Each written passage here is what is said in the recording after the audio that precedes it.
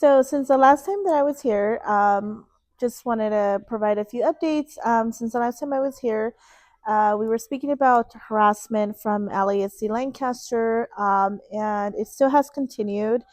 Back in July, we filed complaints against Detective White from Operation Safe Streets. Yeah, so we began filing a complaint against Detective White from Operation Safe Streets, also known as Gang Unit. Um, and I'm not sure if I mentioned it here with cancel the contract, but the complaints were regarding him intimidating one of our very important witnesses regarding Francisco's case. And we began. He was in the alley questioning the witness, asking certain situation and the events that led up to Francisco going missing back in March. So once we filed the complaints, I since then. During the summer, we began experiencing more of the harassment. We've seen a lot more police presence around my neighborhood, especially my residents, which like documentation, videos, it's just been ongoing, which we've posted on our social medias as well to bring out awareness. And we just been submitting complaints to the OIG. We don't get no responses, of course. We've been attending the COCs and just continuing to advocate Francisco's story and speaking on his behalf and his justice. I did receive a letter. So the complaints against Detective White for the harassing, they were taken to Lieutenant Silverstein from Operation Safe Streets 2 Gang Unit, which he took over the investigation of the complaint. I received a letter in the mail. He called me. He called me and left a voicemail, identifying himself as a lieutenant assigned to the complaint case. And I returned his phone call.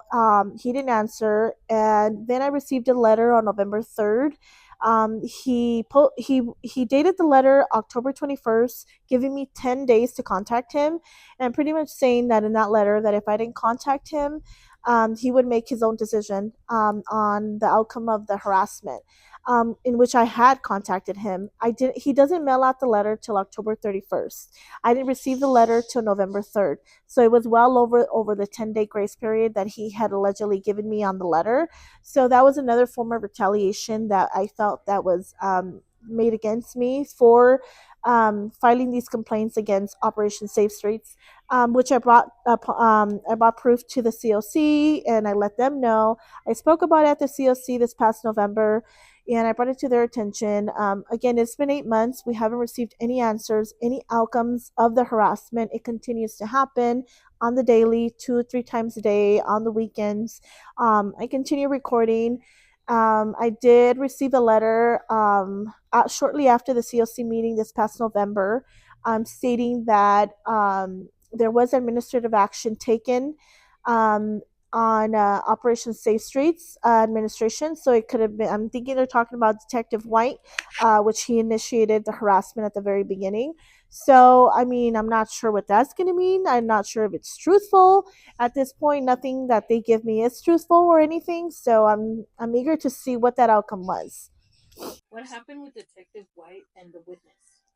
So with Detective White, the whole that situation was his superior, so I believe Sergeant Waters reached out to me regarding the complaint against Detective White that he was, we claim that he was in the alley where the situation happened with Francisco back in March, harassing one of our witnesses, demanding her to go to the station to speak with him, asking the witness what they had seen that day, who had seen that day.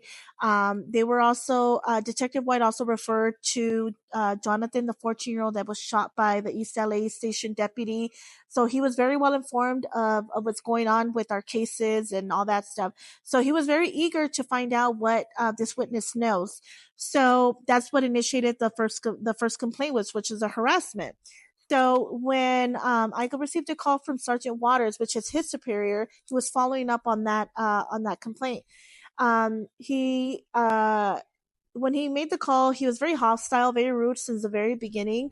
And he asked me how did his detective harassing or questioning about Francisco's whereabouts in March have anything to do with me, or why would that be of any concern to me?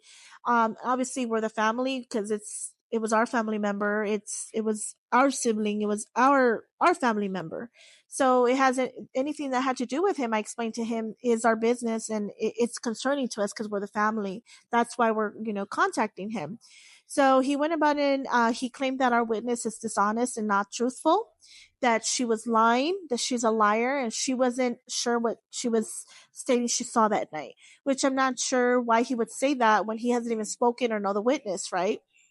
So and when I asked him why Detective White was in the alley speaking or interested so much in what happened to Francisco and what this witness has seen that day back in March, he said that it's because Operation Safe Streets work with, his words were Operation Safe Streets works with homicide in helping with interview witnesses.